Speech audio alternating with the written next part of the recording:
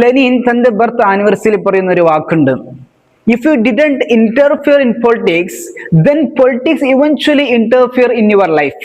നിങ്ങൾ രാഷ്ട്രീയത്തിൽ ഇടപെടുന്നില്ലെങ്കിൽ രാഷ്ട്രീയം അവസാനം നിങ്ങളുടെ ജീവിതത്തിൽ ഇടപെടുന്നതാണ് എന്നുള്ള ഈ വാചകം എത്രത്തോളം കാലിക പ്രസക്തമാണ് എന്ന് വെച്ചാൽ, നമ്മുടെ യുവതലമുറയിൽ പലരും പറയുന്ന ഒരു വാക്കാണ് I am not interested in politics. എനിക്ക് രാഷ്ട്രീയത്തിൽ താല്പര്യമില്ല, രാഷ്ട്രീയം രാഷ്ട്രീയക്കാർ നോക്കിക്കോളും എന്ന രാഷ്ട്രീയ ചിന്താഗതിയിൽ വളർന്നുകൊണ്ടിരിക്കുന്ന യുവതലമുറയോട് നാം പറയേണ്ടത്, രാഷ്ട്രീയം എന്നുള്ളത് കേവലം രാഷ്ട്രീയ പാർട്ടി പ്രവർത്തനമോ അല്ലെങ്കിൽ രാഷ്ട്രീയ നേതാക്കളുമായി ബന്ധപ്പെട്ട് കിടക്കുന്ന ഒന്നല്ല.